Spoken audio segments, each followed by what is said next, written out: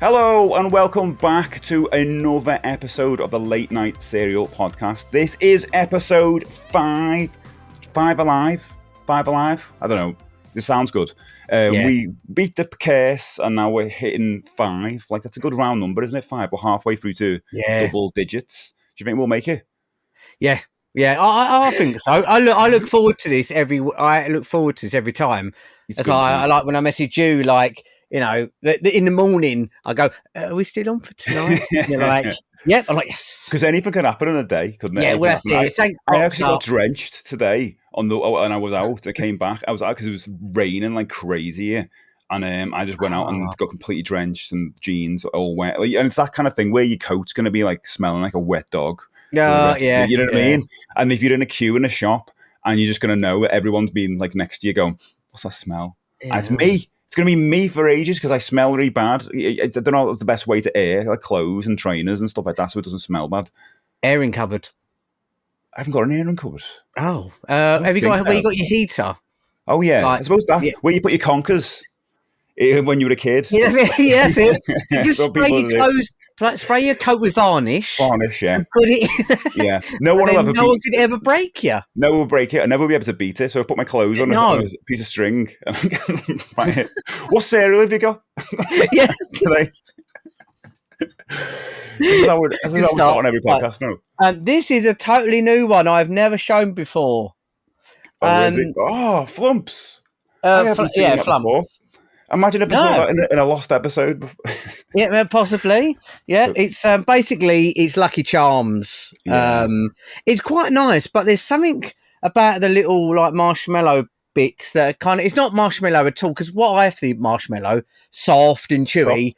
These are like eating lumps of sugar, really. Yeah, really. Sugar. I've only got it because the packaging's just like ridiculously overkill with the colours. Yeah, it is. It's nice though, isn't it? It's nice. It's one of those. This is a cereal as a special treat, not one you would have whenever you want. You go, I want. You know, you don't want. It's a chocolate bar. And the great thing is, it'll never go out of date because it never was in date. It was never fresh in the first place. No. Yeah, 2 years time. Good as the first day you bought them. I'll live us all. I've got. You might be mistaken. I think these are Rice Krispies. What are they? Cocoa Pops. Didn't he call them Choco Pops or something for a while? And everyone lost them. Cocoa Krispies? No. Something like or Choco Krispies. They changed the name and they went back, didn't they? Yeah. So these are Aldi's version and they're called Choco Rice. Rice. Well, it gets the point though. They're chocolate and they're rice, so that kind of it works, doesn't it? Mm. But did they? Are they like Cocoa Pops though? Mm-hmm. They are. They are. I made a mistake about them. Some. Right. They taste better because I don't drink. Well, we both don't drink like normal milk, do we? No, oat milk for me or coconut, mainly oat milk. Almond milk for me. I need like nutty milk with it. It sounds weird, but it because these ones don't really have the same taste as the Cocoa Pops from normal Cocoa Pops. Yeah. The almond milk gives them a bit of more of a nuttier taste that kind of blends well with the chocolate. You know what I mean? I'm sounding like Jamie Oliver here. It blends well. We're experts now. We have a bit of cereal. We know all about it. Watching TV shows. It's like it's not my favorite kind of like cheap brand. I think Choco Hoops are my favorite. I want to get them again. But like they do the job if you got the right milk with them. That's the thing. Yeah. Go on, talk a minute because I'm down for that some more. I wonder if they do. They turn the milk chocolatey like the other ones do. They do, yeah. Evidence of it. Yeah, because I'm going to be different today because I have to admit, I own up saying I did have some cereal. As soon as I got home from work, I was starving, hungry, and I was like, right, I need something quick. Right, can't be bothered with sandwich. Right, I have some dinner later, but I want something now before doing the podcast. I went right before the podcast. Cereal. Yeah, you had some late nights. You had some. I was really hungry. Yeah, wow. I had some Frosties, so I'm mixing my cereals. That's a bit dodgy. That's like mixing your alcohol. You don't do that. But still, it was a little while ago. Are you just eating them from the packet now? Yeah. We ain't got much milk left. I'm gonna say, in your hand, you've cradled some milk, and you're just gonna like do this. Yeah, I know. Yeah. Well, I don't think it was a film or something where they couldn't be bothered to find a bowl of cereal, a bowl, so they just poured the milk straight into this and ate it out of here. I don't know what I've seen it in a film, I swear, but yeah. I feel that's genius. That I always remember Arachnophobia, the spider film. Yes. There was a guy. I always remember the guy. I mean, I don't even know how he gets killed, but he's just sitting watching TV, just eating cereal, and I always thought that was awesome. Yeah. He probably eats a spider and it kills him. That's probably what it is, because he's probably laughing at the TV and his hand grabs the spider. That's probably what happens. But I always thought, oh, that's cool. They're sitting off with a box of cereal. Like when you're young and you see that, you're like, oh, cool. Yeah. Well, if he had a bowl of it, he might have lived because he would have drowned the spider in the milk. Exactly. See? And it'd be like, it'd be like Honey, I Shrunk the Kids, but with a spider. Oh yeah, a giant hoop and that. Yeah, these work quite well. But some cereals like Frosties, I could eat them like a snack, like popcorn, literally like at the packet. Normally, the best ones make like a bar, don't they? You know, they got the Frosties bar. Oh yeah. We've pivoted to those kind of products, and some of them are really nice. I do like the kind of breakfast bars. Actually, you get I like the Nutri-Grains and all those as well. You know, the Nutri-Grain ones, nice. You kind of get weirdly addicted to them though, because you buy a packet of them and you're just like you eat them like snacks. Are you supposed to have them one in the morning? Do that. It should be a morning. The kind of market is like, you've not got time for breakfast, to grab one of them on the way, and you're on the bus. I'll have that. But you go, okay, I'll have one now, and I'll have one and it becomes like a main day snack. They know what they're doing. You know what they're doing. No, yeah. I've taken two before with me, and I took them two to work. One I was going to have like when I got there, because I'm always starving hungry first of all, and one like just in case. I don't know, I'd want two. And then I end up having it at lunchtime as well. So I end up eating both of them. And you get like 4 in a packet, it's gone in a day. Yeah. It's bad, isn't it? So what have you been playing recently then? Right. Well, because it's October and I wasn't very well last week or so, it's really sort of delayed me a bit. But essentially, I've started all the Halloween games. The October Halloween games. So the two that I'm focused on at the moment are Castlevania 64. Technically, it's called Castlevania, but I say 64 because it's less complicated. And I've started that with Danielle. We started that on Sunday. And do you know what? A lot of people say how bad that game is. And that is exactly what I was going to ask you, because everyone hates that one. As soon as it gets mentioned, it's like, oh, that one. But I think it's like a later level. There's like a maze level or something that puts a lot of people off. Well, if you're a massive hardcore fan of Castlevania games, it plays very it's got the essential bits of it, but because you're playing it in 3D, it puts people off. You know, the way it plays, and there is one frustration bit of it that we both get annoyed with is when you actually, when you get bitten by a vampire, you actually turn into a vampire, which is a status. You know, when you get poisoned in a game, poisoned, it's like that. You don't lose health, but you can't use your whip. Apparently, when you turn into a vampire, you forgot how to use your whip. Oh, but you can use your sword. Can you turn into a bat or anything like that? Weird. No, you turn purple. You have a purple complexion. And then from Willy Wonka. I'm about to say Willy Wonka or like Vinto thing. And the thing, the disadvantage of it is you can't use a whip and you can't eat the typical food in the game, like the wall chickens, the chicken and beef and all that lot. So if you lose health, you can't eat anything to feed or anything like monsters, blood or something. No, basically it just knocks you in a situation where you can carry on fighting, but you have to then cure yourself to then give yourself health back. There's the frustration bit. And the vampires are really cheap because you go in for attack, going for a whip, you get back again, because obviously it's in a 3D space. You go back a little bit, and then they kind of don't follow the pattern, or they do something a little bit different, and you can't dodge the attack. Until they grab you, you can't do nothing about it. You press all the buttons, and it's one thing I do find a bit weird. You're pressing all the buttons, like in Resident Evil, we get to that. When you press the buttons and you feel like, you're pushing a zombie off of you, with Castlevania, you're pressing everything and it feels like nothing's happening. And that's a bit of frustration because you want to just get them off you with that point. So there's that. But overall, though, we are really enjoying it. But the most random part, we're going through a level. It's all traditional. You got giant skeletons and all the zombies and stuff, and then you get a skeleton on a motorcycle. What? You go, and they're really weak. So he comes in a motorcycle. Go, oh no, here we go, and then you go whip, and they blow up. And you go. It sounds like something you'd have in a beat 'em up, rather than like it's literally like Streets of Rage style. You're like, why did they include that? You can't nick the motorbike because as soon as you hit them, they explode. I know. Well, that'd be a good thing. What year is it supposed to be set? Was it in Castlevania? It's set in the like Dark Ages and everything. There's nothing else modern in it. Oh, that's really weird. I don't know why that. I think they were trying to be like what's his name? Meatloaf. You know the Meatloaf cover with the motorcycle. Right, Out of the Hell. Maybe it's some weird nod to that. I don't know. It's odd.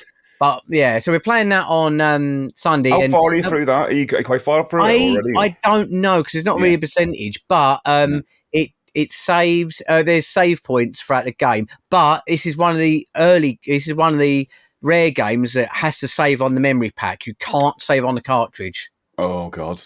So so that's the only thing you've got to make sure. With a PlayStation, I've got no problem with saving a memory card. You're just used to it. But when it comes to a cartridge game that has to use a separate memory card, you kind of feel a bit scared, like it's not going to work. I don't know why. Yeah, okay, But luckily, like a while ago, me and Danny invested in a modern memory card for the N64. It doesn't require battery because every N64 memory pack requires a battery, and that battery can die, just like a cartridge battery. Yeah. And again, you can't replace it. You've got to so spoiled these days with the way things save in the clouds and all that. You know, it's one of the things that is a lot better. And this new one is got solid memory on it, so whatever it's called. So basically, there's no battery, and it's new, so you know it's going to do better. So this time, but we tried it a while ago. We couldn't get on with it, and then we tried it again, and we're getting into it now and trying to. But the only thing is, though, it's a little bit sad for Danielle. It's her first Castlevania game. Oh no! I'm like, it's not a good impression as your first one. No, you've got to start with that NES one. The first NES one. Definitely. Even the Game Boy one you've been playing, like, could be quite a good one. I haven't played that. I don't know if you were going to mention that one or we mentioned that one. I'll literally about to say that one next. Yeah. Yeah. Because it's not all Castlevania games, but it happens to be that on a Sunday, and then on a Monday I started, Castlevania The Adventure, which is the Game Boy one. Yeah. I'm really enjoying it. The last bit I got to on that one is I got all the way to Dracula second phase, so I've almost completed it. Oh, that's good. But the problem is I don't know how to attack his second phase. I know I could literally look it up online, but I'm trying to work it out myself. People are good to not tell me. Yeah. And even people come in and know the game inside out. They're like, oh no, they wouldn't tell me, but they said there might be a spot you can go that might be safe. They'll tell you, they'll give you enough hints that you're going to put it together, and then you'll feel good. Yeah, that's it. And that's what. And I've worked hard. The problem is, I can get to that part of the level with like 2 lives. Yeah. And then after that, you've got to start from the very beginning of the level. Oh, so you don't really get many attempts on the boss. You think, I know. And there's unlimited continues, which is brilliant, but no password, no save. So as soon as you turn off the Game Boy, I'm playing it on Super Game Boy and the Super Nintendo, and as soon as I turn it off, I've got to do it all right from the beginning. Yeah, that's one of the worst things about old games, because like you get to the boss, and then because you got to do a lot more to get to the boss again, you forget your muscle memory's gone. It's one thing I did find, because it's my second or third day. I can't remember now. But I've managed to get up to where I got last time a lot quicker. Yeah. So I did remember bits of it, but it's got a ton of slowdown in it, stuff like that. But I've kind of got used to it, and I'm really enjoying it. People say, "Oh, I hate that version; it's awful," but I'm enjoying it. I definitely want to play. I kind of like the fact that Game Boy games are quite short as well. They're relatively short, aren't they? Well, it's 4 stages. Yeah. Oh, wow. That's what it is. 4? Oh my god. Yeah. Wow. Also, after each one, but their levels are relatively quite long. You have got a timer that freaks me out, but you don't last. we don't last long enough for the timer to run out because you end up being dead anyway. Or the way the time, I don't know why there is a timer because it works out if you don't stand and just. So whenever the only problem is because it's got great. He's actually got very good music as well, by the way, which I forgot to mention on Castlevania 64. Both games, even that one, has really good music, but not your ones that you know. Oh, really? Tracks. Some new, yeah. You need to do a really good compilation vinyl or something, release of all the tracks or something. I think The best there of. is actually. There Or is, even I the think. Game Boy ones as well. Oh, I don't know about that. Not sure, Because but the Castlevania music in good. general is just fantastic, isn't it? It's, Like, I think it's so we forget good. to mention how good that music is from that game, but it is, every time I play one of those games, it's just, I'm floored by like, the melodies. It's incredible. Yeah, you just Talking about like you how to beat bosses and things, when you were a kid in school, did you ever go into school and like you're sitting in your science class or whatever, and your mate next to you would tell you, or when you'd write the notes in the back of your book and you couldn't wait to get back home to try it. That's how I'd find out about like how to do things that I was stuck on. Yeah, because I had a friend who had a game, but there wasn't that many people because it was at school. At my point, there was a very small group of people who'd play games. It's rather you played sports or you're a complete nerd who plays games. So that's not cool. Yeah, it wasn't as cool as casual as nowadays, was it? No, you wouldn't go around wearing a T-shirt with video not. games on because you'd have got ridiculed. But anyway, so yeah, I had one friend who we used to swap a game each, and then we used to give each other to say, right, see if I can get in it. And I used to write notes in the back of my manuals, and I used to give him the manual with the game, and he used to do the same. So he had passwords, but if you need them, they're on the back. Yeah. And then we just talk about how far we got in them and stuff like that, and that was quite good. And I wish I still spoke to him about that because I'd love to go back to him, but it might be quite sad because I'll probably go and see him and he'd be like, "Oh, I don't care about games anymore." And I'd be like, "Who are you?" That'd be the worst. We have all this romantic. You still play games? Oh God, how old are you? Oh my God. Yeah, seen him? Yeah, it's best left in the past. Some of that. So they're the two that I'm actually enjoying both of those. Yeah, but I would say definitely Game Boy. You will get frustrated with the Game Boy one because of the slowdown, but you weirdly get used to it. Yeah, there's so many Castlevania games, and I'm just dying to catch up. I think the next one I'm going to play is probably 3. To be honest, yeah, I've never played that one, but that one looks really interesting. I haven't beat 2, but I'm like, I kind of don't want to do it on stream. I can't be bothered with number 2. Yeah, I've seen a couple of people stream it recently, and it's the same thing. It's a lot of backtracking and all that stuff, and it's like it looks good. And it's kind of nicer watching other people play it because then I don't have to.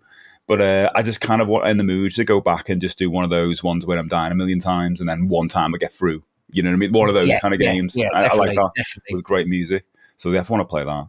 But then there's all the bloody DS ones and all that, and at some point to get through. So Game Boy Advance, you got like a couple of Game Boy Advance ones. Oh yeah, GBA ones.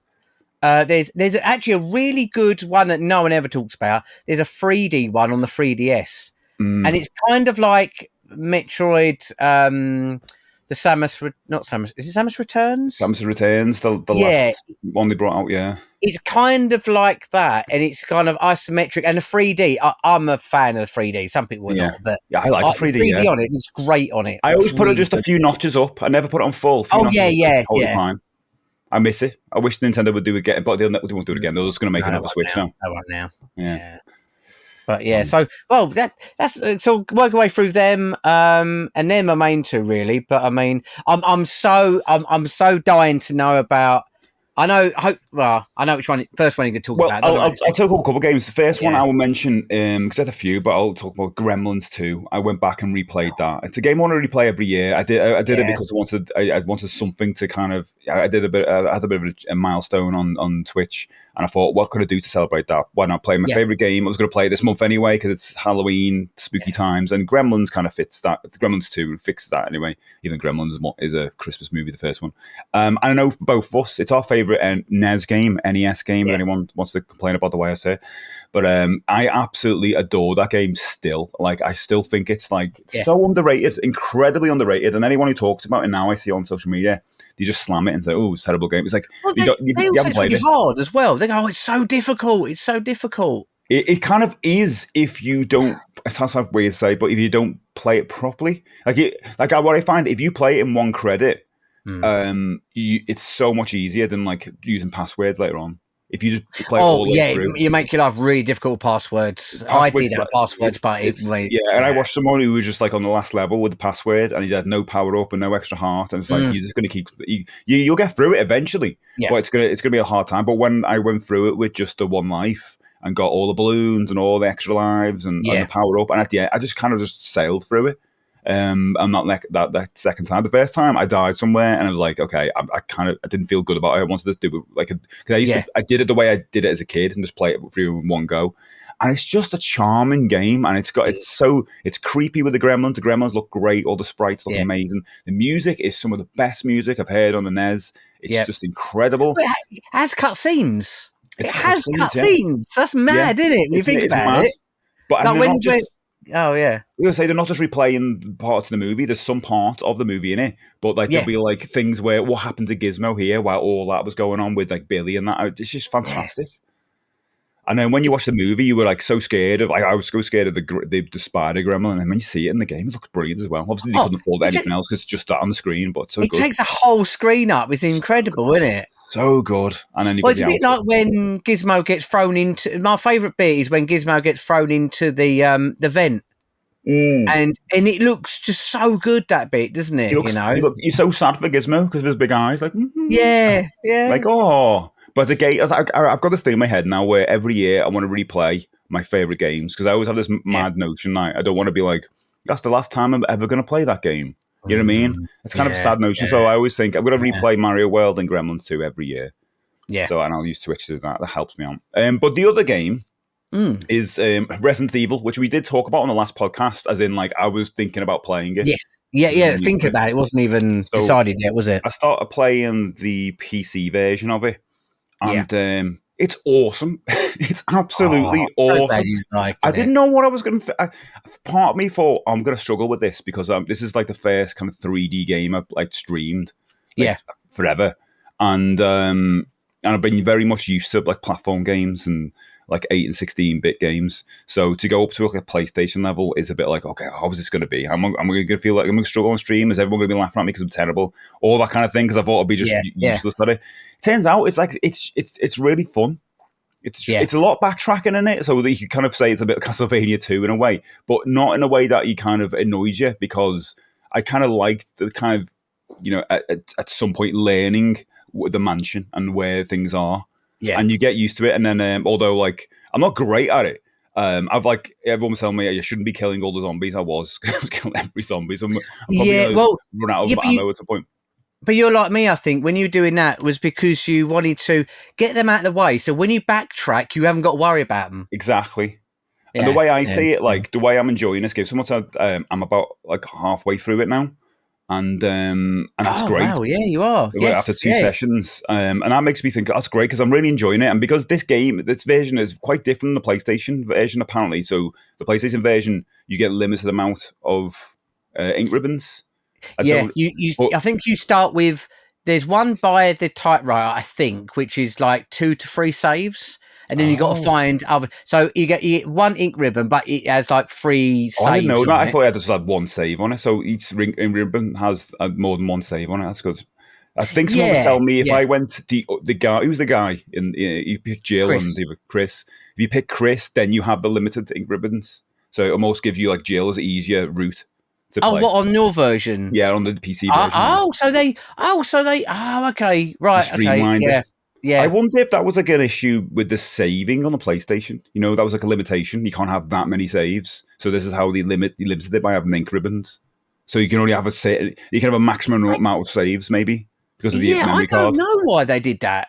Yeah, to be honest, because it makes it hard in a way. It kind of increases difficulty because you've got to choose when you're going to save. But the other thing I was thinking is because of the size of the memory card, you're only allowed a certain amount of saves on there. It's 15 blocks in total. Exactly, and each save is 1. I think it's 1. I haven't got the case to hand. There you go, because that kind of made sense to me. Because I was thinking with the PC, obviously it's unlimited, but they still have if the other character has the restrictions, you still have that kind of original. Way of playing it. But it was good because that made me think, this is great because after the Jill playthrough, I could possibly do the Chris playthrough, and I just get like, instead of going straight to Resident Evil 2, I could possibly just do the Chris playthrough next time as a new playthrough. And I was like, it's kind of cool that, like, get another go out of it. Yeah, I think you should, because you'll know the mansion a bit more. Mm. And I think, I can't remember which way round it is, rather Jill or Chris. One of them has a bigger inventory system or Yeah, I something. don't That's know. the benefit of them. And also, I think with Jill, no, sorry, Chris, you don't get a lockpick. So rooms you can't get Yeah. into via the conventional way. And the way you do puzzles are slightly different. I won't ruin it, but Yeah, that's someone was saying that there's a lot more keys you've got to try and find. yes, And yeah. that kind of annoys me. But I guess Jill was the right way to start it. So as you said, it's like I another think mansion. so. I think so, Yeah, because that's why but the reason why I didn't ever finish it when I played it back in the day, that limited save feature scared the absolute yeah, out of me, and I could not thinking about right. But if I do like 2 hours of this and then I die, and then my biggest problem is not I don't mind dying in a game, but when you've done 3 or 4 tasks or even 2 tasks or whatever, and then you die, you go, what did I last do?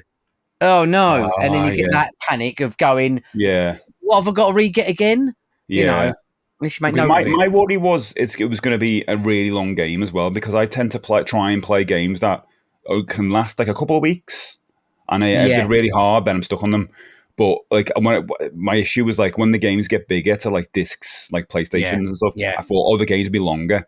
But I think I was probably wrong on that, really, because the scope of these games is like probably took up by the graphics. Do you know what I mean? Rather than like the length of the game. Yeah, and also because you can save a lot in the game, Yeah. you're chipping away at it more rather than going on for 2-3 hours and then having to redo that Well, same yeah. amount again. I mean, there was a little bit Yeah. of that where I'd saved it, and then I went out and then was doing a load of stuff, and there wasn't a save room near me, and then it died, Ah, and then I had to yeah, backtrack. yeah. But that was quite good, because then I was like, I felt good being able to go through the motions and go, this is what I'm going to do this, and then the Yeah, next time I was doing it, I was like a lot more efficient of like what yeah. I should shoot, what I should, and all that stuff. But it's really good. Like I was worried I I was don't going to be enjoy it. rubbish at the controls. I instantly got the controls. Yeah, like, Yeah, do you understand? I understand why it's they all did right. tank controls, because it's fixed camera angles Mm-hmm. that way. Because if you play some of the later 3D games, not Resident Evil, just games in general, when a camera angle changes, it sometimes changes how the directions work. So when Yeah, you it press messes back, up. you're going forward, and when you're going Yeah, back, the other way around. But Resident Evil, you know for a fact, up is always going to be yeah, forward, no matter what yeah, position you're in. That will go yeah. forward, and I It's true. think that's why they did it. I mean, there You are the know? odd moments which go against that, where I'm like, I do go into another room and suddenly I'm like, where am I? Because it's just where like I'll appear at the top and I was like, and I've gone to the bottom. You know what I mean? And that's more because of Oh, my head. yeah, But it's yeah. not a It's not, control yeah, thing. It's just a no, perspective thing of like. yeah, And then I'll tell you one thing I do not like is the map. I hate the map. I just don't yeah, get it. Because it makes the whole thing red, and I'm like, well, where am I in this? And then you yeah. realize this is actually upside down. I'm like, and it's my mind can't work it out. Like Well, I because you want to want draw my like own.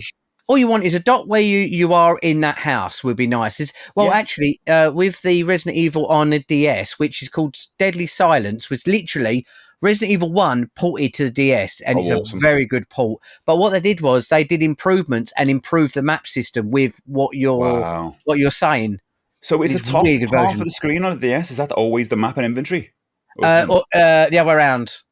oh, I know. In fact, actually, no, I don't know. I think, well, oh, the basically, bottom. yeah, yeah. So you can have the bottom one always have the map, or the top Oh, one I'm going to always get a have the copy map of that. when Is you that play the expensive, game. that game? It's down. Oh yeah, Yeah, is now. really? Yeah, Yeah. yeah. Let's say that. But I want to check it out. do you know, honestly, and the what they did with it, they did a fantastic job of it. The only thing that kind of got me, because I'm playing it on my 3DS, so my Mm. rented copy of the game.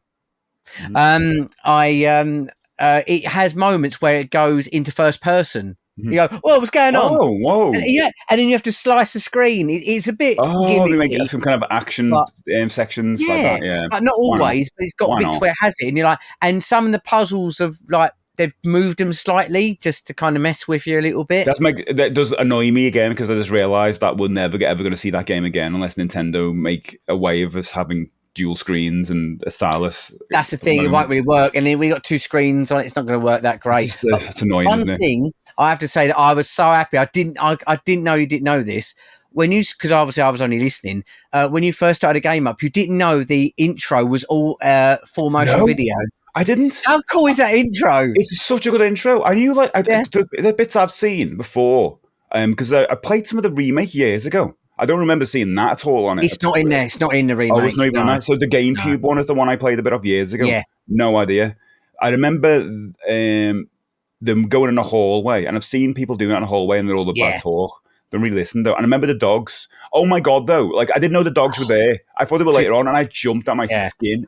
And for a game that came out, what, like 1996, that long ago, it's still effective. Still effective with jump scares. That was my first ever major jump in a game. Oh, I had to pause when I did it originally. I remember pausing the game and going, I don't know if I can do this game. Good. I don't know if I can do it. I've never had that feeling before. I went around to a mate who had it, and I didn't see him do that bit, but I see the initial zombie bit. Remember when he walks around, and I thought that was the most scariest thing I'd ever seen. It's like, okay, this is for gaming's for adults now. You know, it feels like they've grown up.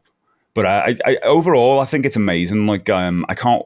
I'm glad I'm not just playing it every day. I'm going to go back to it on the Mondays and Tuesdays, and then think about how when I'm gonna play the next one, or do I just play the Chris one, and when I'm gonna do that? And I don't know if I just play through them all and then go back and play the other side of the characters. And I don't know. Well, I don't know with the first game, it's a little bit slightly different perspective, but you're essentially doing the same sort of thing with the first game. Okay, it's not going to be a different. It won't be. It's one I could leave for a bit and come back and go, oh, let's play this, and it'll feel a bit refreshing if I play it after a while. Yeah. Okay. But Resident Evil 2, I feel that's essential to play both parts. It's both. It's two parts of the story. You play one character's that half, and the other character's the other half. By Resident Evil, it's like alternative routes and that. You're not got. There is slight differences, obvious bits, but it's not. You're not gonna go, oh wow, it's so different. Is 3 like that as well? Did 3 do you play two different characters? No, you. I don't want to say, but it hasn't got. You don't pick a character. You're essentially one character.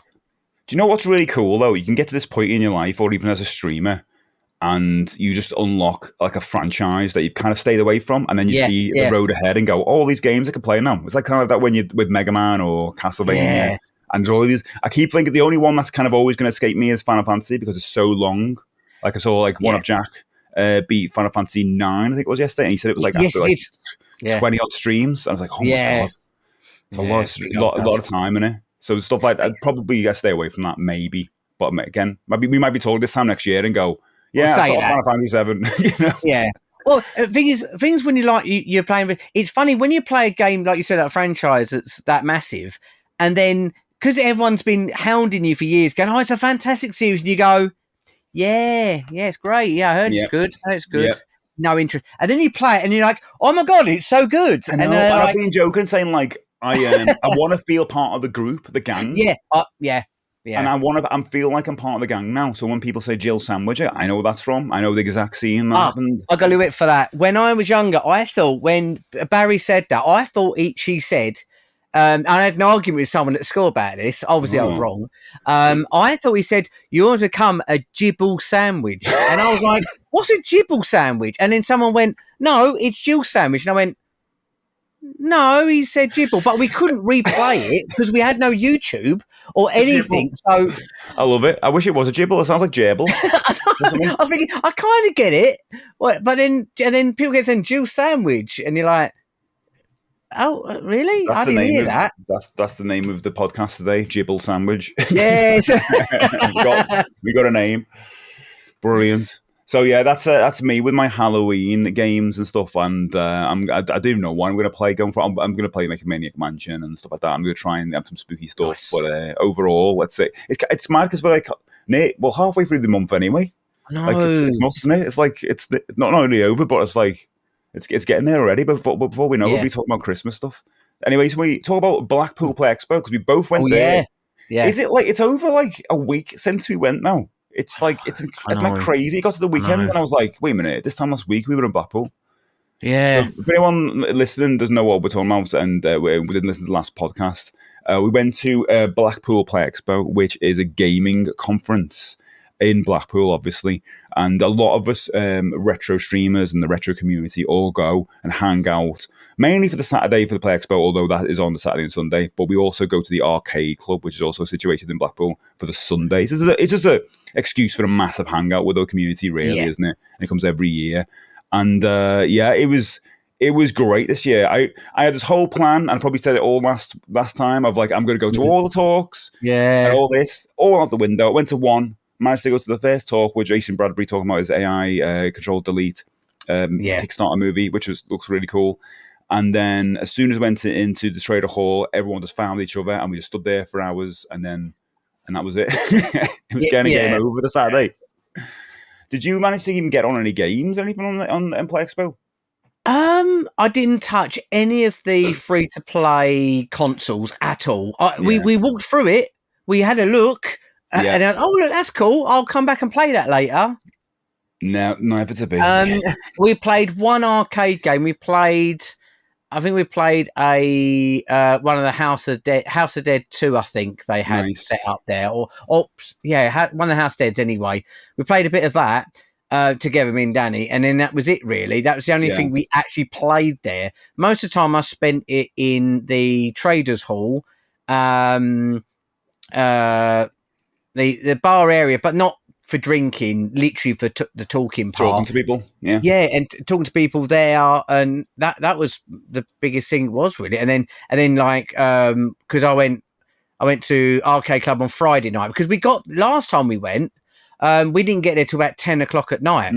So it was too late to do anything. People said we're out at the Arcade Club, and we were so knackered. We just went, we'll see you guys tomorrow. We can't deal with it. But this time we got there for about 5 o'clock. And I didn't drive. Super 8's gamer drove me and Danny, so I was fine. I didn't have any. It was a long drive, but it didn't really matter.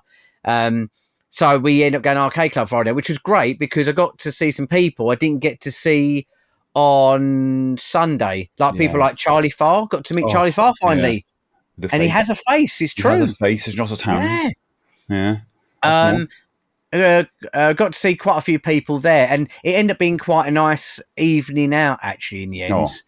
Going to that, we did play a good couple of arcade games, a couple of multiplayer game stuff, and then we had something to eat there as well because I got a nice little restaurant bit. We had like one of the pizzas. The food's great in there, I think. Yeah, it is. It's really cheap. Well, really affordable. I don't want them to know that because they'll put the prices up. But I always get the burger in there, and it's always really nice. But on Play Expo, I literally played Street Fighter 2 with Lynn's, and even that's weird because I've got an arcade one up Street Fighter 2. But I kind of want to play it for the difference. I just when you play the actual arcade, it's like, oh my god, it's so huge compared to the one I've got, and I'm so used to. But everything else was kind of just busy with the arcades, and also there's that element of like, well, I'm going to Arcade Club tomorrow, so I'll play the arcade. Yeah, it kind of made it a bit like, well, it's like playing a game that you have at home, isn't it? Yeah. You're like, why should I play this when I could do it there? But you're going to be playing it. You want to say Sunday, which next day, it's kind of took a little bit of the sheen or the shine off Play Expo a little bit. The whole thing. You go and play games. It's like, well, we can go and do that in an arcade club. And like, it was a little like I love Play Expo, but I've been going for absolutely years. But I do feel like with the advent of like the arcade club in Blackpool, it's kind of took a little bit off, and it wasn't as busy as it normally was. And I don't know what the issue there is, but do you still like cosplay and things like that? And I feel like that would have been fun as an element. No, there's nothing like that there at all. I don't really like when you put the stage, because the stage used to be in the middle and more prominent, and you can walk around and you always look at the stage. But it was felt like an afterthought, just having it at the back, so I hardly went over. Well, that was like. Yeah, because there was tournaments on, and half the time I didn't know there were tournaments really on that much. It was well, my own experiences, because you've been doing it for years. My first one I ever went to was not last year, the year before. Yeah. Did you drive yourself then? Did you drive or? Yeah, I drove that one. Yeah. Yeah. So I drove in parked in where the hotel was there, which was at the expo. So we went there for that time, and that was. Yeah, so that's the only experience I've had there before. I don't know what it was. I never knew nothing about it before we all spoke about it on stream. It's mad because it used to be like around the UK. Like, the one in Manchester was pretty close to me, and that was brilliant as well. Yeah. And I think that stopped just before or just over COVID. Over the pandemic. I was going to say, did COVID play a part in that one? Probably around that time, but that was a really good one. And they used to have it near the Trafford Centre. So when you go there, go over to the Trafford Centre and hang out there and do what you want. But it was nice because it was a big, massive area. And I think the Trader Hall was better in there because maybe it was just easier for people to travel to Manchester rather than Blackpool. So there's a lot more like room for stalls and things. So in a way, the Manchester setup was a better version of Play Expo. And they had like a GoldenEye talk and everything there. We can go in and talk to the devs and about Oh, that's GoldenEye. cool. It was so Yeah. good.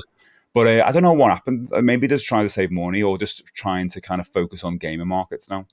They That did seems to do be one in London as well. Me and Danny went to that one. That was really weird, that one in London. Was it Play Expo or Game Market? Yeah, it was Play a Expo? Play Oh, Expo. was it? And Wow. When was that? it was only there 1 year.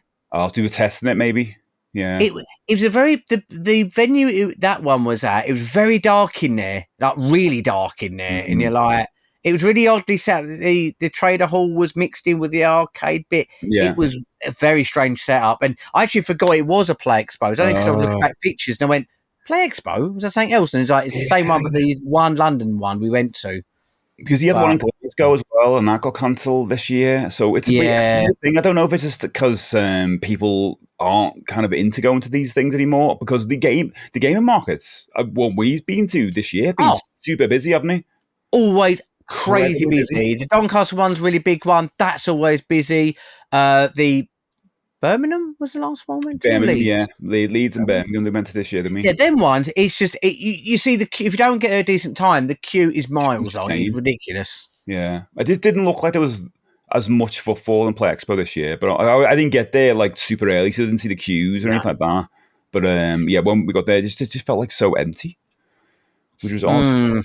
And I had a few people that were saying that they might not go next year, and that's what I was going to ask you because I'm going to go because I'm like only an hour away, and I still love it.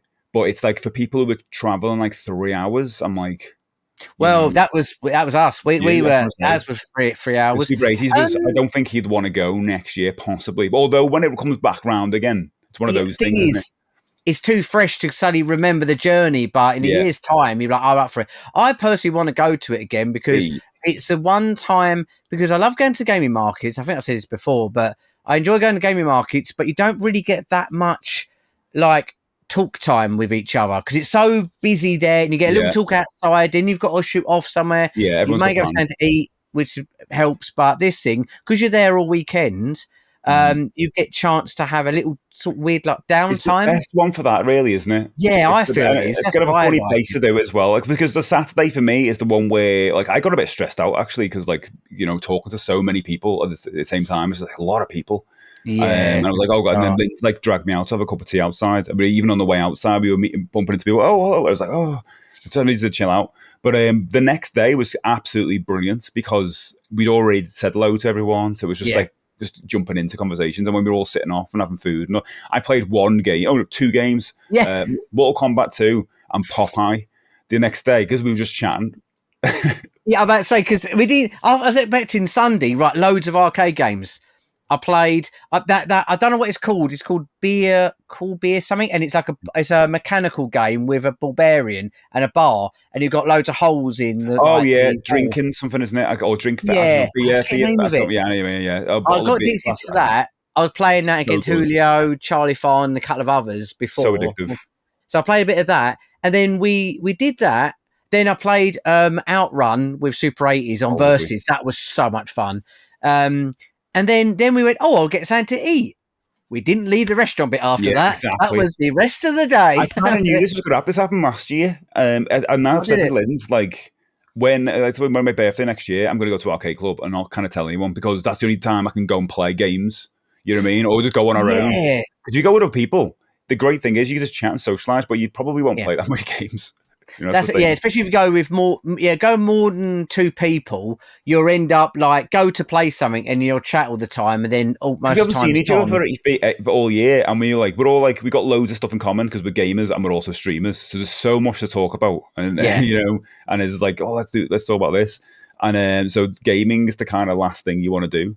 You don't want to miss out. Because it kind of feels, for myself, if you're playing a single player game and you see people walking about, talk to you now, you feel like you're being antisocial. Yeah. Even though that's why you're there for the games. Exactly. Well. Yeah. I got to watch CPL like be a master at Donkey Kong, which was quite good. But I think we were putting I didn't get to see that. Yeah. Probably by talking about it too much. And then I went on Popeye for about an hour while Lynn's was talking to Kiri and Julio about I don't know, tea for about an hour.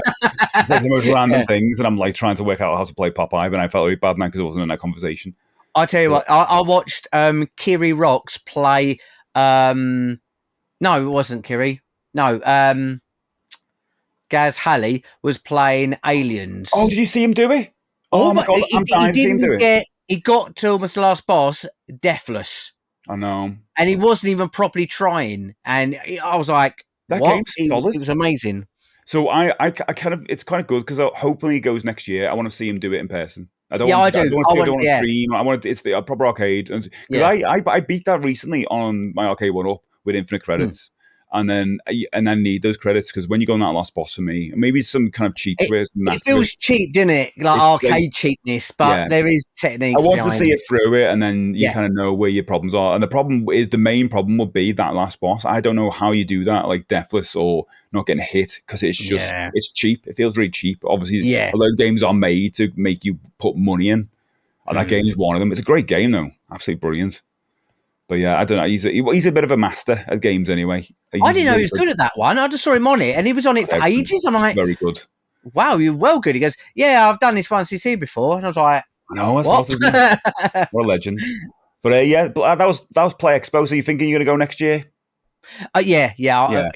As long as again for a social aspect, because there were some people who couldn't go to this year, which wants to go to it next year. So there's people that don't go next year.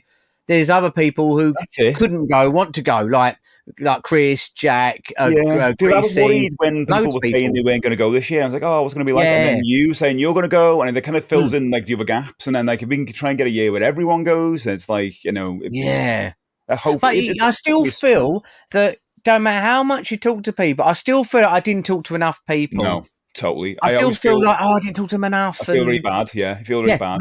100% same. Especially when you're kind of like, oh, I've got to go this. Oh, and Charlie Farr was one of them because it was like, oh, Charlie, his real name's not Charlie, but it's just you got to call him Charlie. Oh, I called him Charlie. I called him Charlie as well. Yeah. And I was just like, oh, great to meet you, and blah, blah, blah. And then I got carted off somewhere, and I thought, well, at least there'll be an arcade club tomorrow, and he wasn't, and Sul wasn't as well. I was like, I got to talk to him for a little bit. I was like, oh, what the hell? But that's why I'm so grateful I went on Friday night because I got to chat to both of them quite a long time. Yeah. And it weren't many people there from the group, so you kind of got a little bit more time to talk to. Yeah. There'll be more. I mean, there's one next year, and there'll be other ones. Yeah. There's like other things in the year. I'm thinking possibly of going to next year. I'm not sure yet. Depends, what I feel like at the point. But definitely Blackpool. It's going to be a yearly thing. Oh, yeah. For us.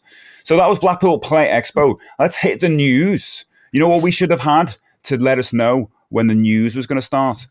We're going with this. We should have had an alarm clock to let us know. Do you like that?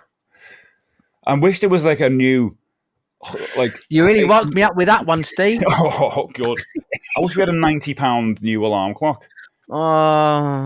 So I was going to build up for that. I was all excited. Then I was like, What are your thoughts on Alarmo then? You the same as me, where you want one, but it's stupid. I even said to Danielle, we go half each, but it's 50 quid each. Yeah, it's ridiculous. And also the other big problem for me with it. Well, first of all, initial thought when I saw it, I was like, that's random. And I watched it and I went, and as soon as Danielle got home from work, I said, right, let's sit and watch and and it didn't know price at that point. So we watched him we got to get one. But then I watched it again and I suddenly realised there's a one person waking up out of bed for the alarm.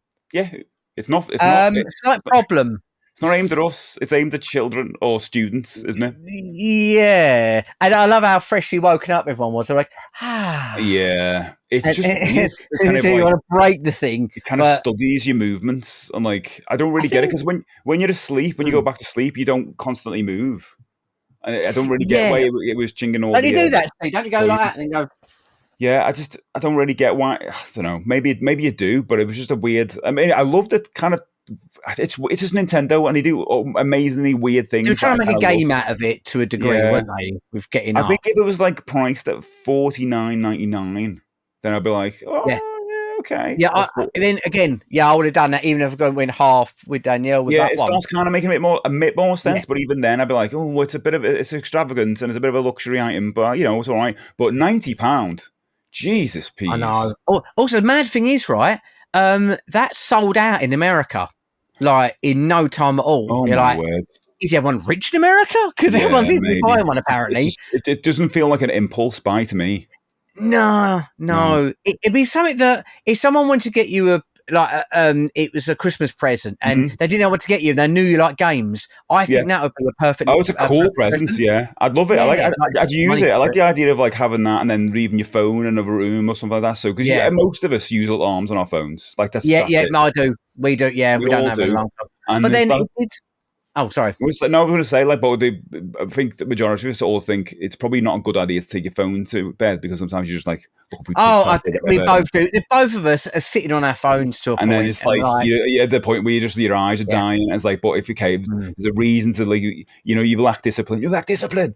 Then you should yeah, put your yeah, phone in the other room, and then you got your alarm yeah. out. But okay, well, imagine if like, well, you've got an alarm out, it's yours, and Danny's like, well, I want one, and Well, you that's both got it. an alarm out on me. Oh, maybe there's two different alarms going off at once. I was thinking, like, imagine someone's going to do a YouTube video where they buy 100 alarmos and Yeah, just sit all up in the going room. off at the same Oh, and time. they're just trying to get through it like Mission Oh, Impossible, oh, what like Metal Gear Solid? They'd be around Yeah, different corners, sneaking and you've through got to it. try and Dun, get dun, in there dun, dun, without. dun. Yeah, and Alarmo's going nuts. I'd love that. Yeah. Someone please make that. Please, someone spend £900. Oh yeah, it's a bit. But the Or thing was, whatever. it did make me remember of the old days of alarm clocks because I used to. I don't know, as a kid, I don't. Maybe I was a Yeah, weird kid. I don't know. I loved themed yeah, me alarm too. clocks. Yeah, I had I had two. I had a Bart Simpson one where he's yeah. holding a skateboard with the Got time that. on. I've got that now. I Yeah, bought that from eBay recently. yeah, I know. Oh, yeah, I remember seeing that. I'm quite jealous of that actually. Yeah, me Um, neither. and then the other one I had, which my parents hated, it was an F1 car one. I don't know why I wanted that one, but it played like a roaring of an engine sound, Oh my god. and it was horrible. My parents, Yeah. because I was a deep sleeper, they'd walk in like, "Do you want to turn off your alarm there, Chris?" And Yeah. they hated it. They That's the hated it. issue, though, isn't it? Like, you put something in there that you hate, the sound of, and that makes Yeah, you want to get up. And then yeah, Alarmo's got Nintendo music, and you're like, that's gonna yeah. make you hate the Nintendo music. Like, Especially the Mario Odyssey one. oh Jump god, up in the air, and you want to be like, you're I gonna don't want to hate hear it. that song ever again. I used to have the Star Wars theme as my wake up theme. Ended up hating that theme for years because I just associate with Yeah, it having to get up yeah. for work or whatever. And I just don't. I don't know. It's a weird one to put music they think that you're gonna love to wake up to. I don't. It doesn't really make sense to me. Or maybe it'd be people that would like to have that, but not use the alarm feature. I know it sounds mad, Mm. but not use the alarm feature and have it just as A a clock. bedroom alarm, a bedroom clock. Um, £90 bedroom clock. yeah, but then all you're doing is taking away the sound part. But Yeah, and they said the other thing, which I know you mentioned on stream, and I felt the exact same thing. They went, there'd be updates of following new alarms, and I was like, yeah. what? Like when you update all your games? They have one DLC and then that's it. Yeah, There's no way they're going to save you more stuff because in unless the they're going to use it video, for advertisement. But I just don't think the store base for Alarmo is going to be that big because it's no, a fun little no, product when they put out like the mini NES and SNES. It's one of those yeah, things where they yeah, put out a little one weird and thing done. out now and again. So I just don't think there's going to be a store base for it. Well, they said that the updates coming. It said Mario Kart and I think Animal Crossing. I Yeah, can't they're remember the the other two. one. And I reckon that's going to be it. Yeah, Them I two come out think and that'd be it. No I more. think they're only there to make you have a Nintendo account because you got to have a Nintendo account, I think, to access them.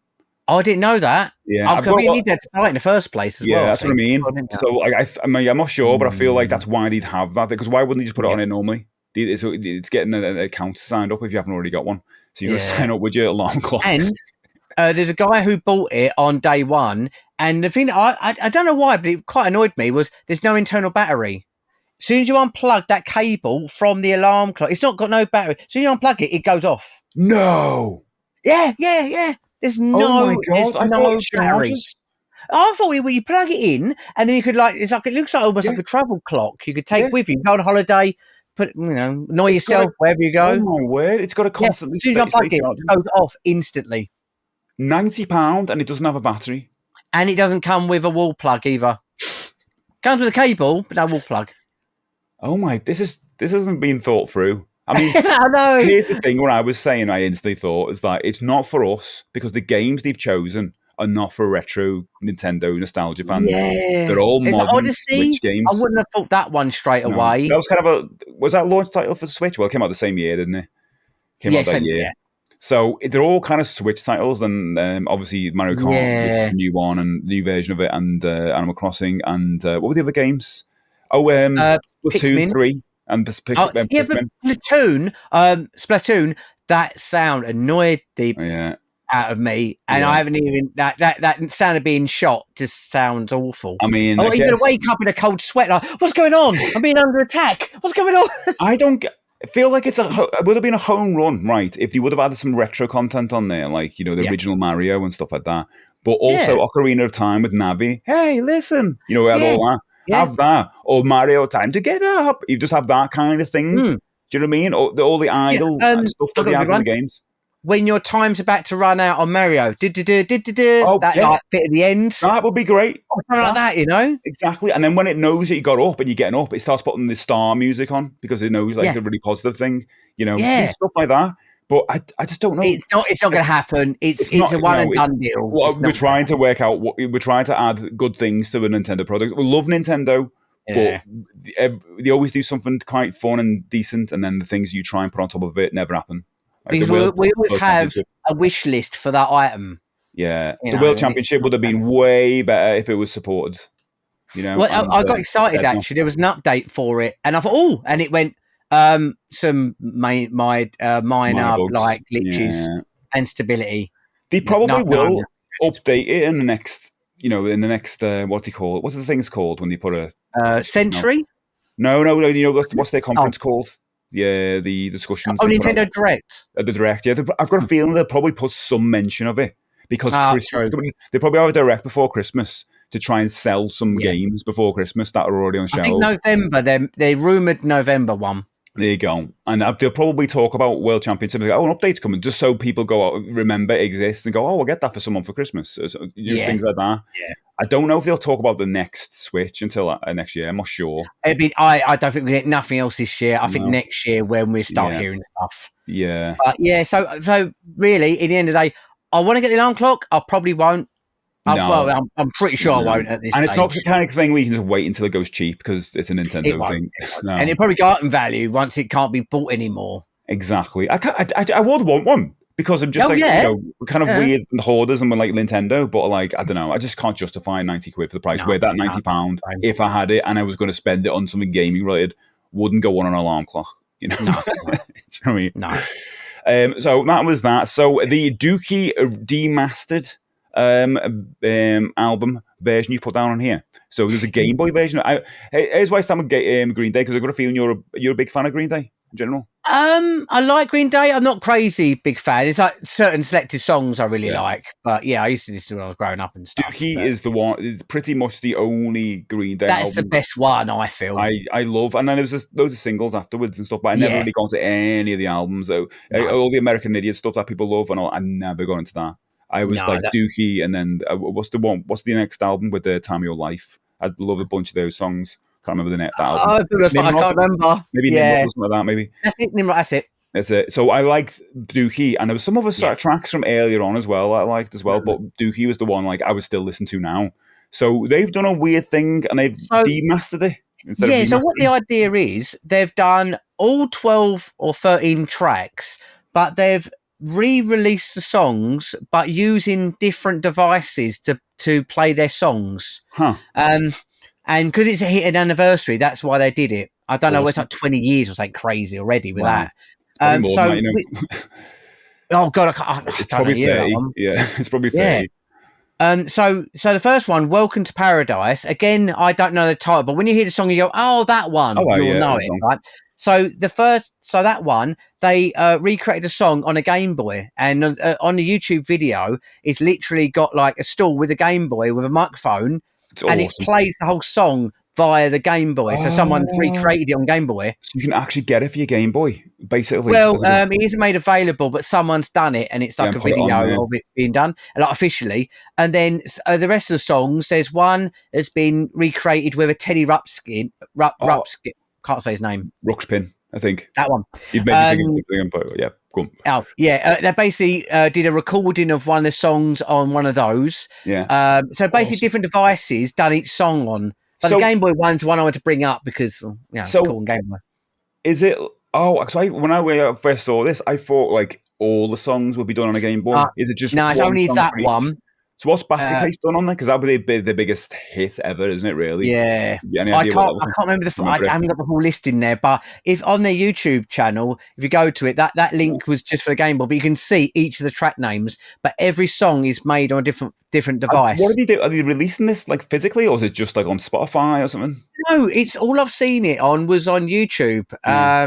and they kind of did it as like an anniversary thing. Let's have a look. I'm going to throw Um, the link up and see what happens. You might have yeah, like a link in the thingy. Oh, Dookie Demastered. And you got a website for it. Okay. I'm but looking the at it thing now. is, it's only really the Game Boy one. It's kind of the most unique because it's literally recreated in chiptune. The rest of the ones is just like sounds really badly recorded on different Yeah. devices. The way he says the way it was never meant to be heard. It's such a Yeah, cool idea, though. Like, great idea though, isn't it? yeah, it is. Oh, and Yeah, you got a picture of the Green Day album yeah. on the Game Boy pack as well, Oh which looks yeah, good. yeah. And you got one on like an SD card by the looks of it. The album that exploded punk rock 30 years ago, it is 30, 30. There you go. re-exploded onto obscure. Isn't that nuts? That's 30 years ago. Oh, Like, we're old, mate. We're old. Obsolete and inconvenient formats. Each yeah. limited edition track was sold through random drawings. Each limit was sold through random drawings. Really? Oh right, I didn't look at any of that. Drawings are now closed. Oh, I see drawings and people. Oh yeah, yeah, yeah. You must have got people to do it. So I want to see what basket. So I can read through them all. So Burnout, the first track, is on a piano roll. It must be one of those piano rolls. That was Yeah, one of those. yeah, Having a Blast is on floppy disk. yeah. Chump is on Teddy Ruxpin. Yeah. Longview is on a doorbell. Yeah, it literally one That's of the doorbell amazing. speakers. Yeah, That's and all so that cool. lot. Welcome to Paradise is on Game Boy. Pulling Teeth is on a toothbrush. What the hell? Okay. Yeah, yeah. Oh my god, Basket Case is on a big mouth Billy Bass. You know the fish? That's it. That's it. Oh And my it, god. and it keeps turning. The mouth's moving. Yeah, yeah, yeah. That's it. I'd play it, but I can't. Oh my god, these have got prices on them, by the way. If you want to buy the actual products they're on, like Oh, did I didn't. Do you know what? I like, looked at the videos. so I you didn't want to look buy at that, it. it's like $79. I don't really understand why they're selling it. Wait. What? Yeah. She is on a hit clip, which is just something you put on your Yeah, I remember those. Yeah. Sassafras Roots is on an 8-track. That's why it's on that. Mm. When I Come Around is on a waxed cylinder. Oh my god! So that's gonna probably sound really nice. Yeah. Coming Clean is on X-Ray record. Eminence Sleepers is on Answer Machine. In the End, Me Disc. FOD Fisher Price record. And the That All by one's Myself. cool. That one's good. I want to try. Oh god, yeah, the Fisher Red records. And All by Yeah. Myself is on a music box. So that's gonna sound gorgeous. Yeah. So that was the secret track, wasn't it? All by Myself. All by Myself.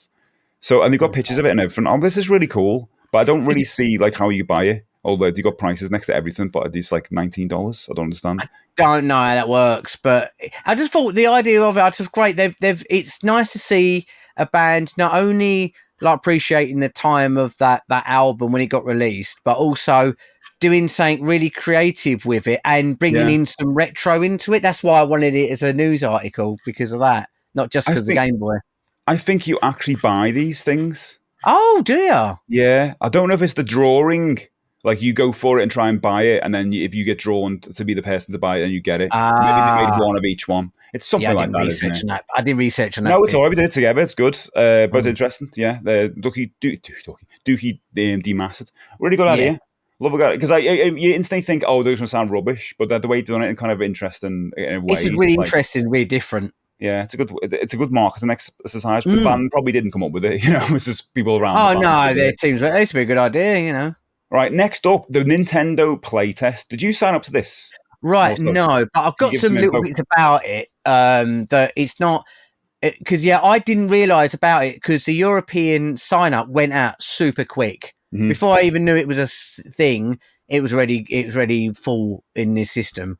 But what not rumors, but speculations from people is that they're play testing GameCube or DS, GameCube or DS games on a Switch. Oh, DS games. I'm not excited about that. But what people are kind of, again, it's not rumours, it's literally what people have idea. It could be totally misleading. So Yeah. the time you listen to this and that news is out, this could mean nothing. But Yeah. from what we know, from what I've been hearing about, is that people think it'll be, because apparently the people who signed up, it said you need to have a strong internet connection. So what people were kind of getting together is that if it's GameCube games, so to keep it important for the Switch and Switch 2, the Switch 1 or the Switch, the current one, it'll be, which I don't like this thing, but a live streaming service of the Right. game. So you'd be I playing see. it off The a cloud streaming. version, basically. Yeah, and I don't like those. I'm not a fan of that. Oh, But for GameCube games? Oh my yeah, god, that's nuts. I know. And then people saying to keep it in for that crowd. And then when Switch 2 comes out, again, this is not official. When Switch 2 comes out, it'd be powerful enough to run them naturally. So it keeps them people with their like Nintendo account with the Switch to have a live version, a cloud version, and then Switch 2 have a more power. But this is not. Yeah, No, it's not. nothing's been out yet. It's been rumored for agreement, GameCube games have been rumored forever, and they found like some clues and things in the Switch and that. PlayStation have been doing this for years. I mean, the cloud-based gaming stuff. I well, they have. Yes, there's nothing really new with it. It's like, is it PlayStation Now? I think it was called. Yeah, I think so. I've looked at it for ages. But if it is that, it's interesting that they do it. But apparently, the people who sign up to it had to sign a disclosure. But I'm not being funny, but the Twitter went crazy with it and said, "Yeah, radio. Who's going to be the first person to not do that and then leak the news because they'll be the first person to leak?" Exactly. Everyone's going to leak it. No one's going to keep their mouth shut, are they? When is this? So I'm going to read out the website thing. So we will perform a test called Nintendo Switch Online Playtest Program related to a new feature for the Nintendo Switch Online service off of the Nintendo Switch system. We will recruit people to participate in this test from customers who have an active Nintendo Switch Online and expansion pack membership. Now, that's important because I know a couple of people tried to get on this and he said, "Oh, I couldn't get on it." It's probably because he didn't have the expansion pack. Because most people have got the... I don't have that myself. Danny does, but I don't. Customers will need to download exclusive software to the Nintendo Switch system in order to participate. Please review the application. I didn't go for this at all. I left it too late, so... Playtest period is 23rd of the 10th. So we're recording today's on... What day is this day? On the 16th. 16th, yeah. So, God, that's basically next week, isn't it? Is that next week? I guess it is, isn't it? Yes. That's it's a week today, actually. Yeah. So a week today, this is going to go out. So we're going to find out a week today and be able to talk about it on the next. Do you know? We just do an update on it. It's going to be like, we're going to add like streamline downloads or something, or it's going to be like something really rubbish. It's going to be two things. It's going to be something like or it's going to be something really little, or it could be something quite big. But I love Nintendo like you do, but you know what I mean. It's like anything we guess, it's never that. Yeah. But it probably is the GameCube thing. But they'll probably do one GameCube game, which is Mario Kart 64 or something online. No, not Mario Kart Double Dash. And what DS game will be a good one to showcase like multiplayer or something, or even if they do multiplayer. It does because it has over the Wi-Fi at the time. I can't think of. No, I mean, like, would they actually pick? Do you think they'd actually pick multiplayer games, or do you think they'll just go download these games? Like a game, it might not be Mario Kart Double Dash. It might be like, not Mario. Well, it'd be like a Mario Sunshine. No, Mario Sunshine's out, isn't it? What would be? I'm looking at the GameCube. I can't think of any. Think of something that would be a good candidate for a GameCube game that people would be like, "Oh, I got to play that for a bit." Everyone's shouting now. Who's listening, going, "Oh, this game, that game." I can think of all the games, but loads of them are already out, like for other means. But there are ones that I don't know. Chibi Robo's one that is only available on the GameCube. But something that's like, what would you say is the most popular GameCube game?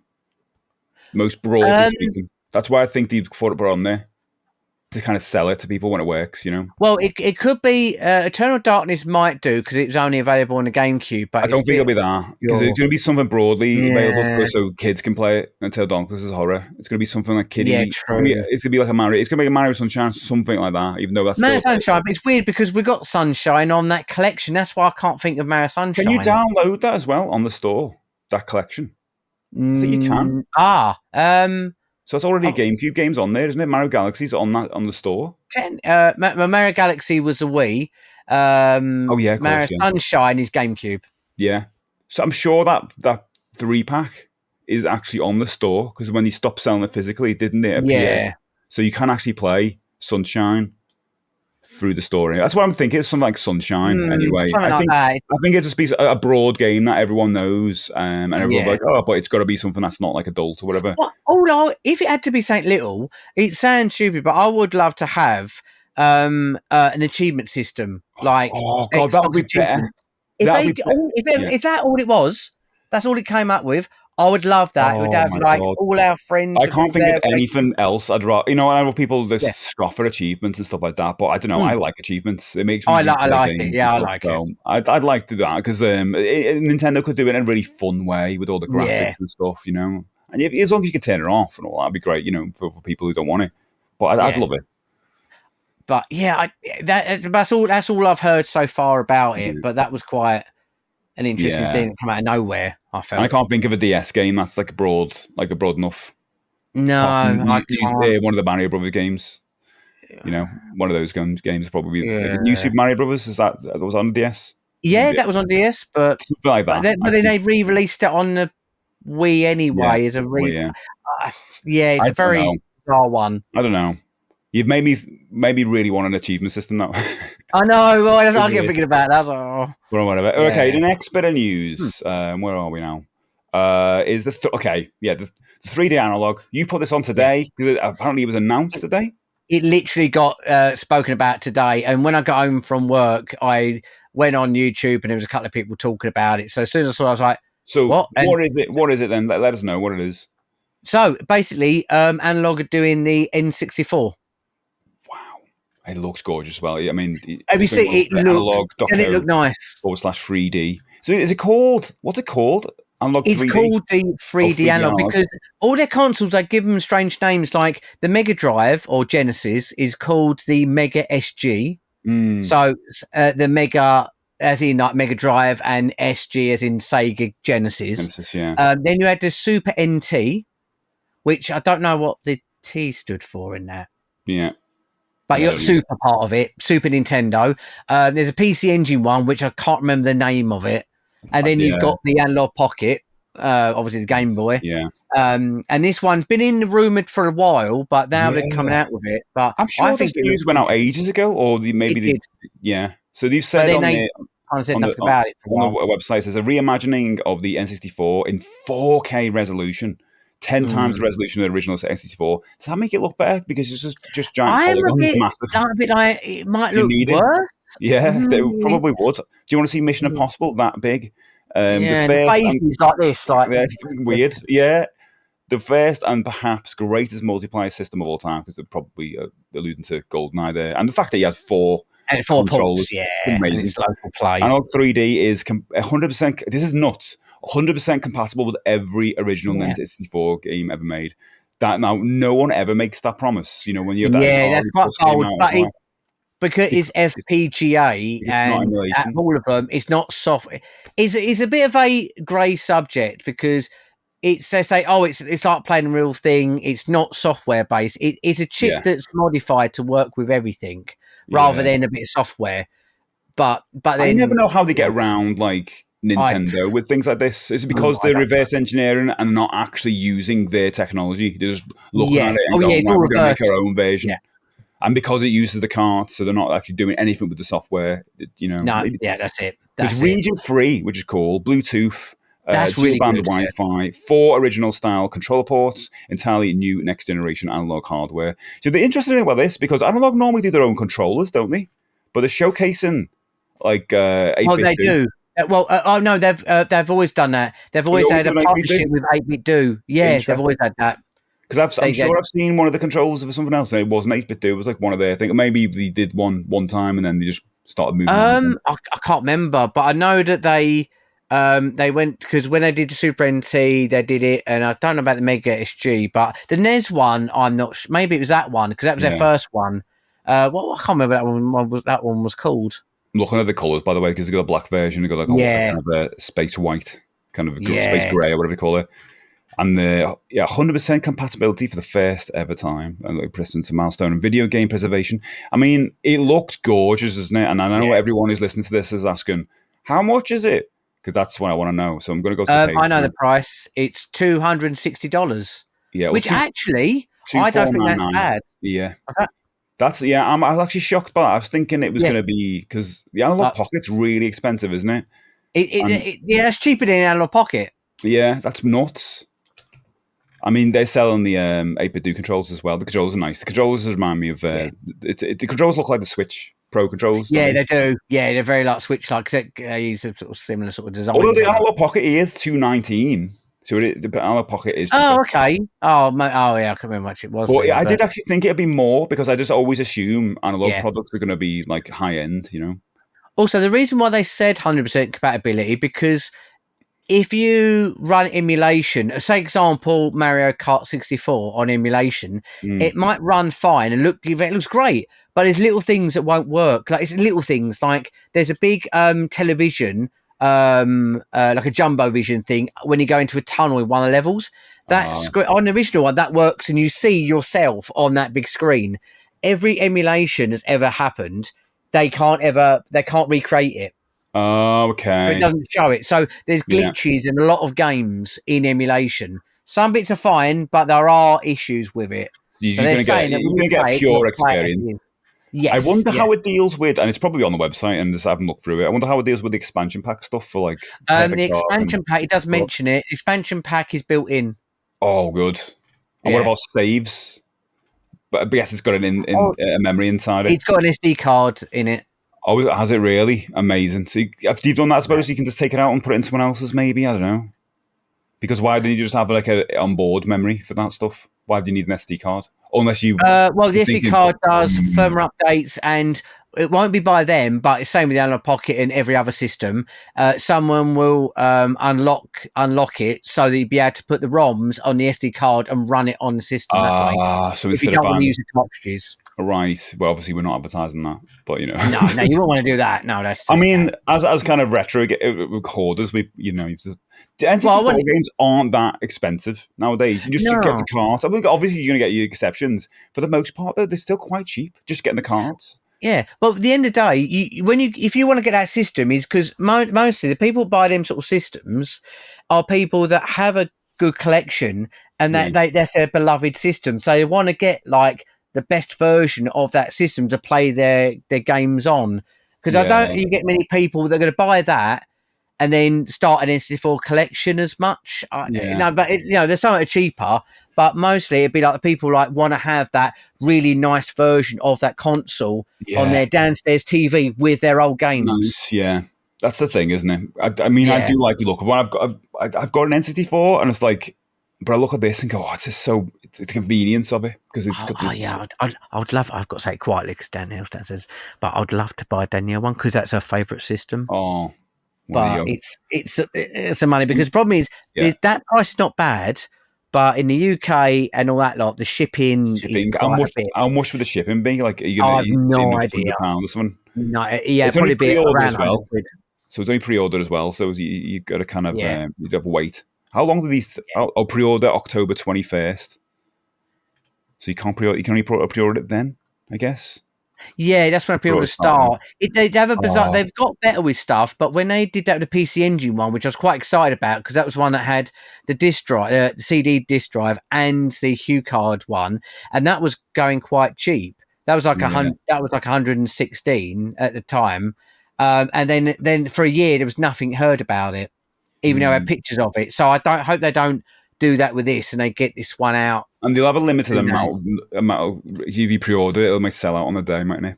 You might have a limited amount. All their stuff, no matter how expensive their stuff is, everything they've ever sold sells out. Even people who hate the company for all their morals of how they do stuff, they complain, but they still buy the stuff. The supreme of retro video gaming, isn't it? It is, yeah. Well, yeah, I'm intrigued. I want one, even though I don't need one. I'd rather have that, to be honest. But it's rich hoarders, isn't it? If we were richer, so that was the news this week. I'll answer a few questions that people have sent us in. So, okay. Mike has asked us, we see plenty of old games remade for modern hardware with graphics and sometimes new controls and mechanics. But what games would you like to see demade, a newer game or Oh, franchise made in an old style? I don't know if we've answered this one before. It might have answered this one before on the lost episode. So I apologise if can't. you've heard us answer this because this is going to be fresh take because I can't remember. A I can't remember demade what I game. said originally. A See, stuff like demade game. it's weird because I'm loving Resident Evil at the moment. And I Yeah, feel like for me, that game is very much like Clock Tower, which yeah, yeah. and I I love yeah. it. I And I felt feel that with like it. it's Yeah. like Clock Tower is almost like a demake of Resident Evil in a Mm. way. Well, same with So Alone in the Dark as well. If you ah compare stuff with the original Alone in the Dark, it's got similar elements to it. yeah. So I'm trying to think of like what new Big game camera. has come out where you go, oh, it's big.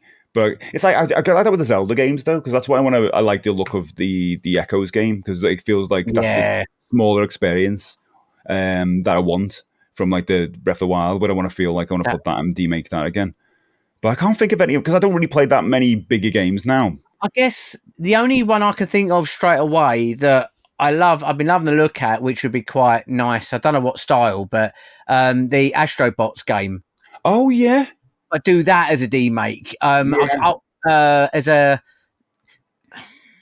It would be nice to do that as a demake and kind of be able to incorporate like other PlayStation stuff from the past rather than because when I've seen yeah, people play it, I don't that's actually good get a lot of call. the stuff because a lot of the stuff's new. But maybe you could Yeah, add maybe add some like Metal Gear stuff. Although I don't know if Metal Gear's in there, but stuff like that would be cool. yeah. Well, the outfits on the characters are of Oh, it are and they? stuff like that. It's Yeah, not the levels. It's really yeah, just they're kind of like cosplaying as the characters yeah. in the game.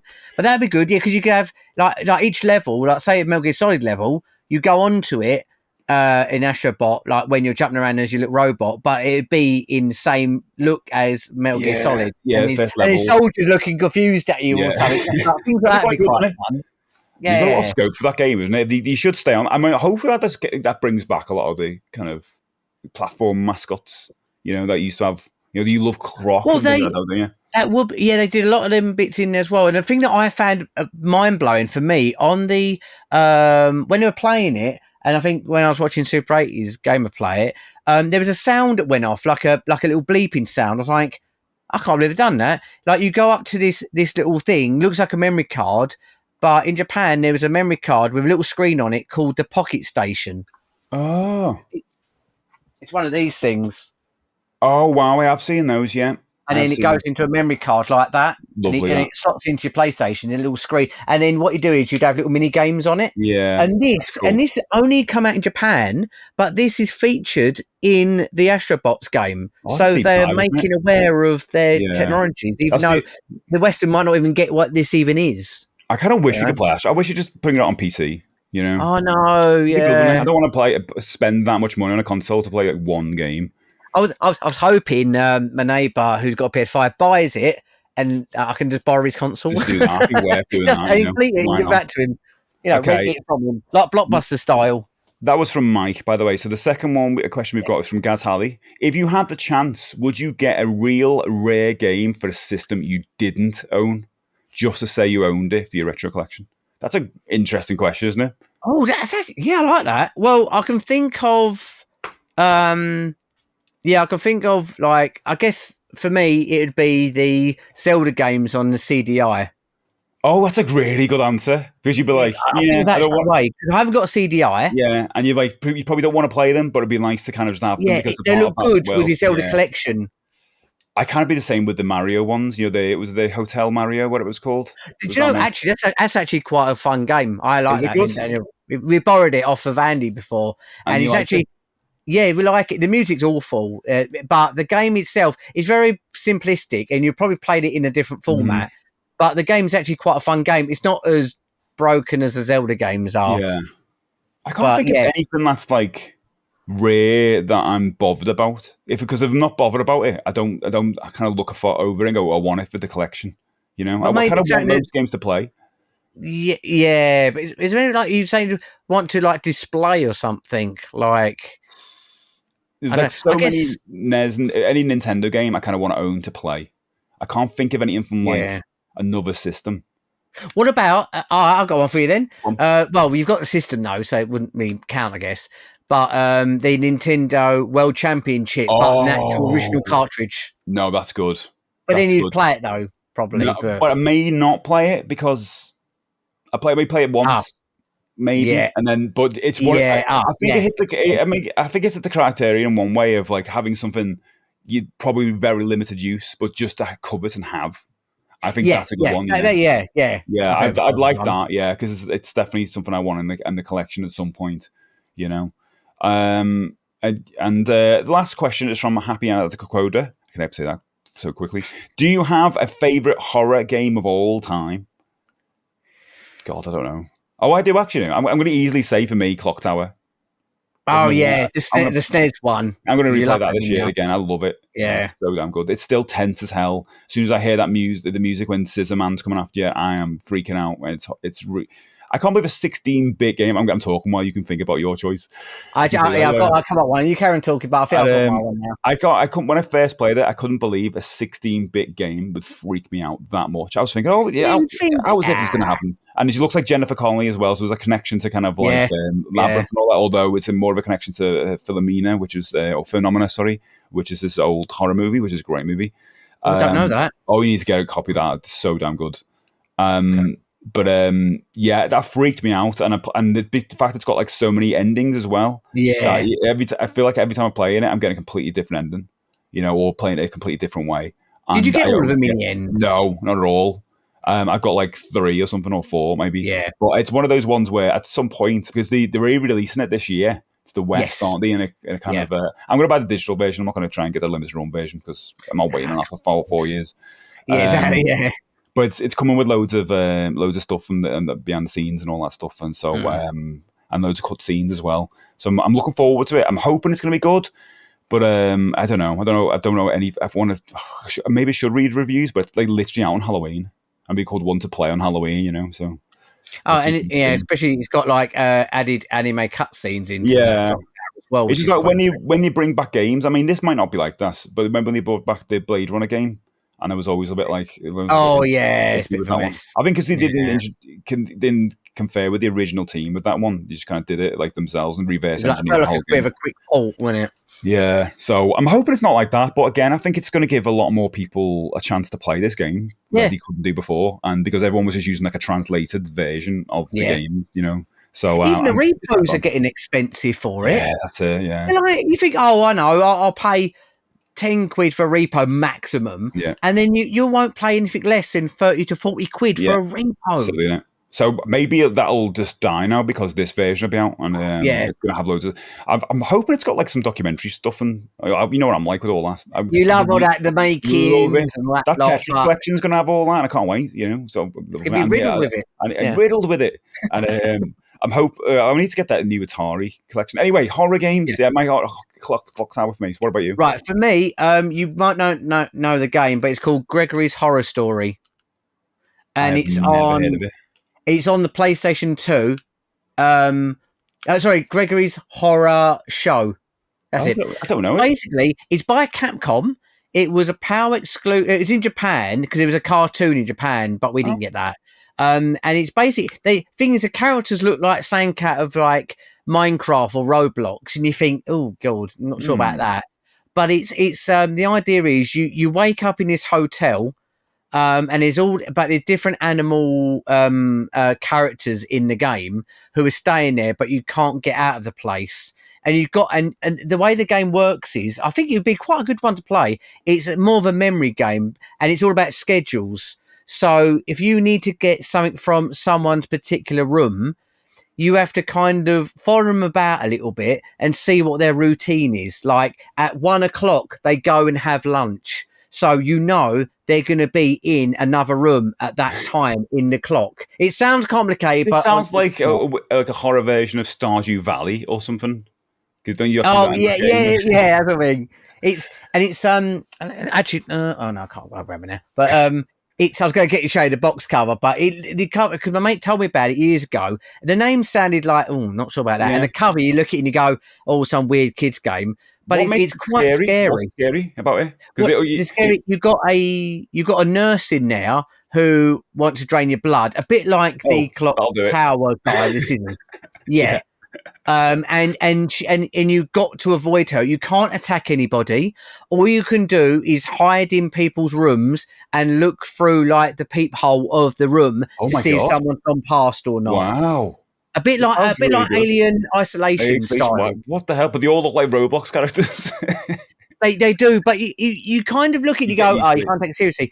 But you do. You gel with it. You kind of forget that. But it's very Resident Evil Mansion like, but as a hotel. Nice. And you basically got to get to the story. You got to work out you meet different people who live there and learn about their routines and stuff. To try and get through and try and get out of there while you're there. And me and Danny played it Halloween last year, or the year before, and it's brilliant. We want to play it again, and I think you would like it. But you look at it and you think, nah, I don't think that'd be my thing. You don't want to. Is it like readily available? Is it easy to get hold of? I got mine from a gaming market a little while ago now. It was about I think it was about 30 quid, which for a PS2 game, I think I'm not sure, but I don't know what the prices are now, but you don't see it that often, but it's weird because it's not crazy expensive. It's something that only come out in Japan and UK and Europe. It didn't get an American release, and it's by Capcom. You think it it'd be worth tons of money. Yeah, it's sort of a bit different for them as well. Do you expect that kind of thing? Yeah.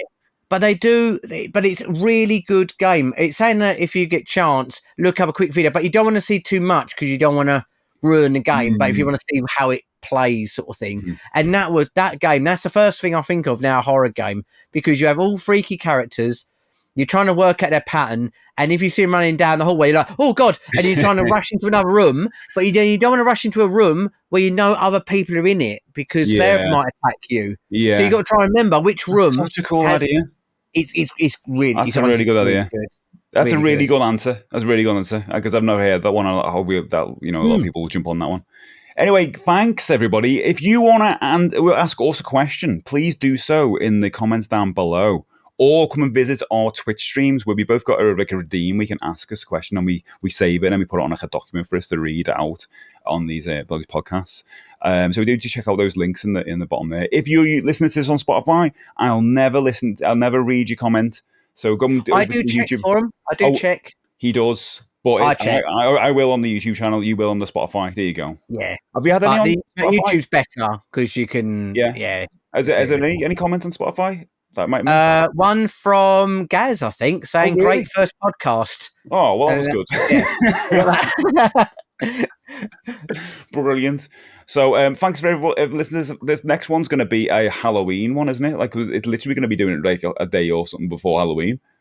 I think it's. Let me just double check. What day we're on now? So we're on the 16th. Yeah, the next one's on. We'll be recording this on the 30th. So we'll be sure to talk about some Halloween stuff on that one. Why not? Yeah. Some Halloween. Our favourite horror game, maybe? yeah. Maybe should have left that question for that one. We probably should have. Yeah, good point. we'll think of something else. We'll do some nostalgia chatting about our favourite times and Bob Apple and all that stuff. Anyway, thanks for listening, everyone, and have a nice life. And until next time, do whatever you want to do. I don't know. I want to close this episode. Bye. Bye.